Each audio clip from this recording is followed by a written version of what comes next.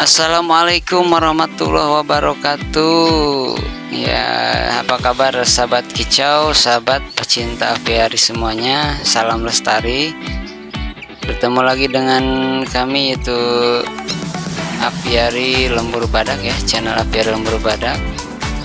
Yang mana yang sebelumnya saya posting itu berbagi bagaimana caranya membuat aviari, khususnya bahan-bahannya ya, karena untuk video yang lengkapnya akan saya posting di lain hari setelah aviarinya yaitu selesai.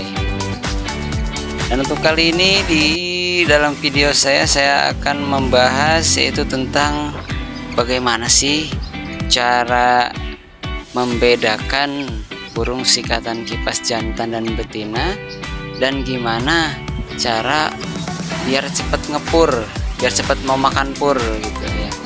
Nah, ini udah ada di video saya, udah ada yaitu burung sikatan kipas satu pasang ya, sejodoh. Nah, ini kebetulan saya dapetin dari teman saya. Saya ngomong, tolong dong cariin burung sikatan. Dia langsung nyari, dia langsung nangkep sebenarnya ya. Kebetulan di daerah saya itu masih banyak sekali burung seperti ini, burung sikatan kipas ini. Dan ditangkap juga bukan untuk dijual belikan, untuk saya tangkarkan di aviari, dan semoga semakin banyak, dan nanti hasilnya kalau mungkin ada akan saya rilis kembali ke alamnya. Dan langsung saja untuk pembahasan yang pertama, cara membedakan itu si jantan dan betina daripada si burung sikatan kipas ini, karena kebanyakan orang agak susah gitu ya dari apanya.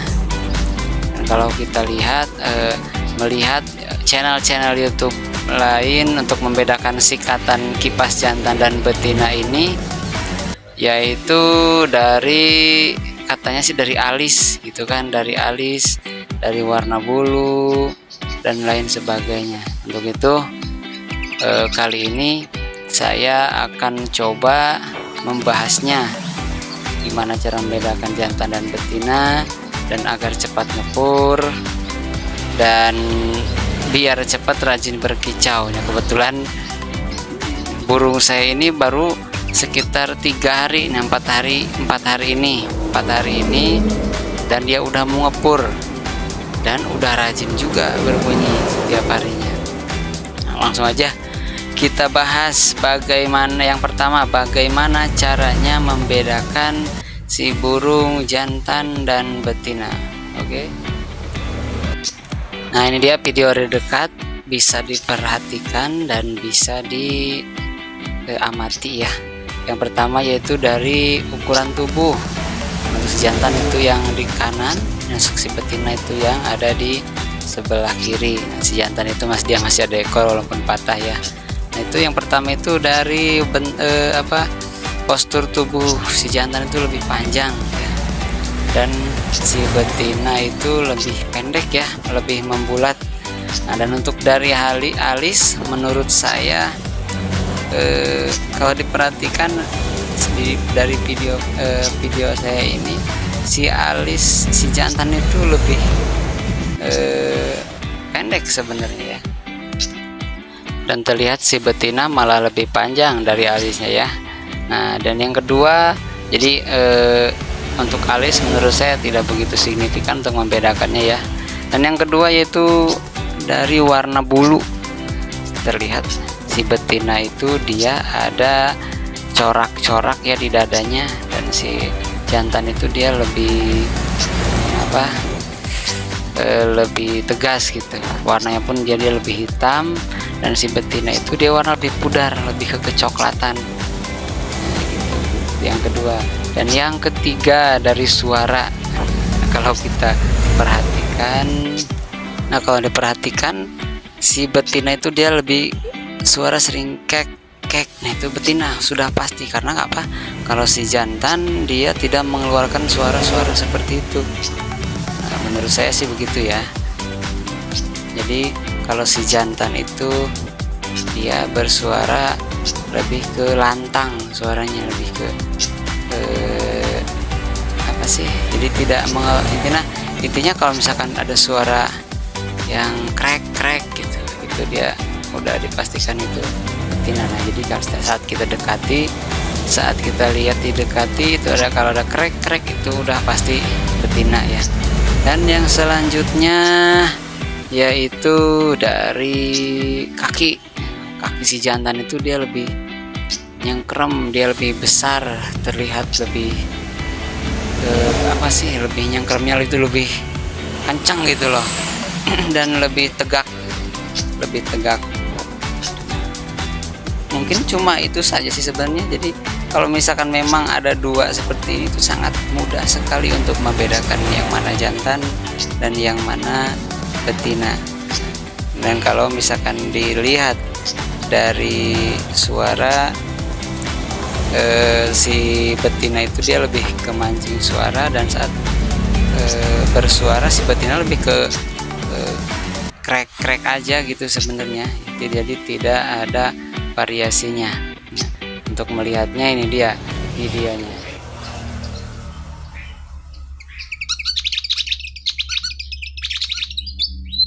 Nah itu dia. Jadi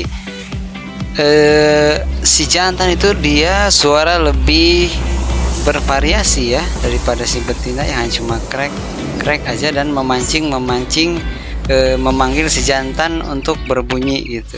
Nah, dan satu lagi tipsnya, gimana sih kalau misalkan pengen cepat bunyi, itu harus beli sejodo.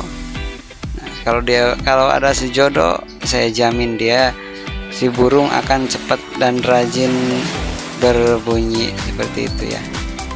Nah dan yang selanjutnya yaitu tips yang kedua, untuk cara ya bagaimana sih agar si sikatan kipas ini cepet mau makan pur, cepet suka sama pur ya. Nah dan yang harus dihindari yaitu jangan memaksakannya terlalu keras seperti itu ya. Dan menurut isu yang beredar, si kipasan ini sangat susah sekali untuk ngepur dan dia cepat sekali mati gitu ya.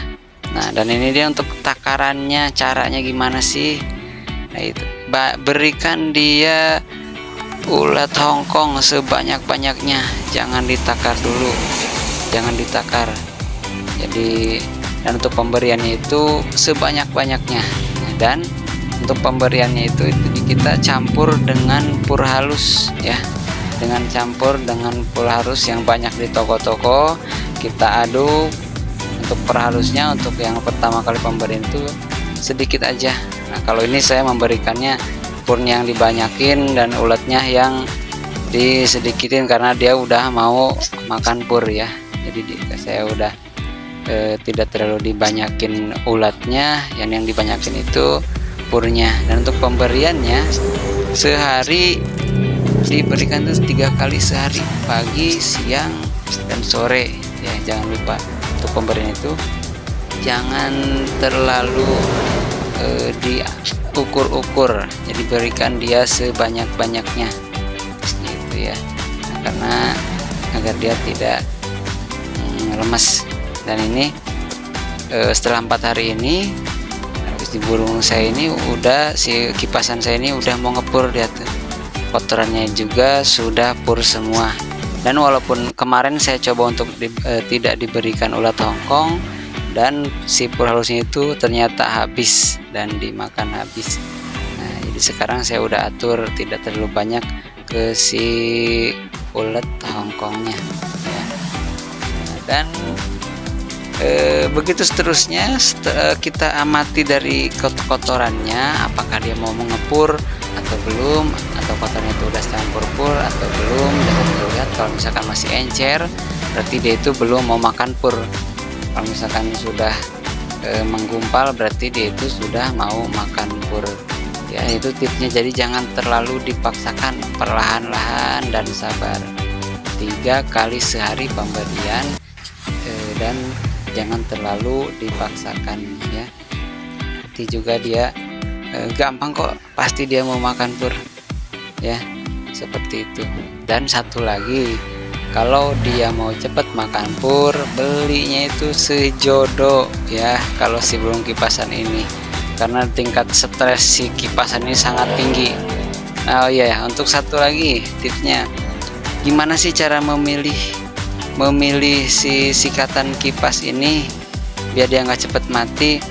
Nah, kalau kita lihat pilih di ombyokan itu, cari yang energik, jangan yang diem. Kalau dia yang energik itu dia udah pasti tingkat stresnya itu rendah sebenarnya.